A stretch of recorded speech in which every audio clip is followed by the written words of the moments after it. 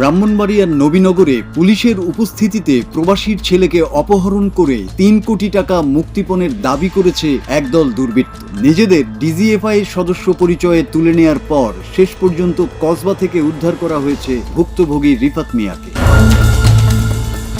CCTV ফুটেজে দেখা যায় গত ৭ এপ্রিল রাত ১১টা ৫৫ দিকে একটি হাইএস গাড়িতে করে আসা ১০-১২ জনের একটি দল প্রথমে প্রধান ফটকের তালা ভাঙার চেষ্টা করে। তালা না ভাঙায় একজন দেয়াল টপকে বাড়ির ভেতরে ঢুকে গেট খুলে দিলে বাকিরাও প্রবেশ করে বাড়ির আঙিনায় ছড়িয়ে পড়ে।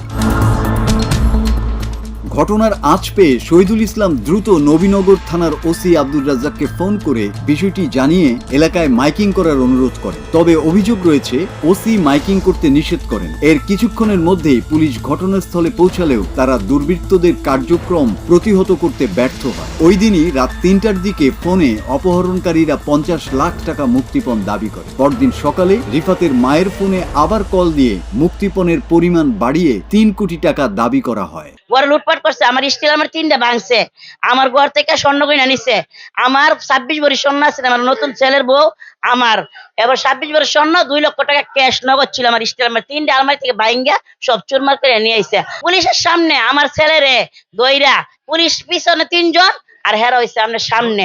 আমার ছেলে যে সময় নাই, তারপর ওই সময় বলছে 3 কোটি টাকা দিতে হবে।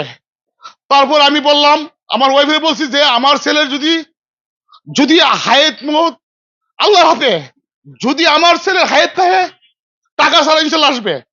আমি কাউকে 10 টাকা দেই নাই। পরে 3 টাকা আপনার 3 কোটির পরে আসছে 60 লক্ষ।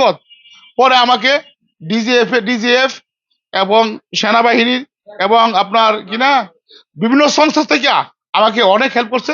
এ ঘটনায় পরিবারের পক্ষ থেকে থানায় মোহাম্মদ কামাল মিয়া, আবুল কালাম আজাদ, কামাল খন্দকার সহ অজ্ঞাত আরো 15 জনকে আসামি করে একটি লিখিত অভিযোগ দায়ের করা হয়েছে। অভিযান চালিয়ে রিফাতকে উদ্ধার এবং জড়িত 9 জনকে গ্রেফতার করা হয়েছে। বাকিদের গ্রেফতারের অভিযান চলছে। গত ৮ তারিখ রাত 2টা 2:30টার দিকে ডিজিএফআই পরিচয়ে একটা টিম নবীনগরের এক বাসা থেকে রিফাত নাম করে এক যুবককে আপনার অপহরণ করে।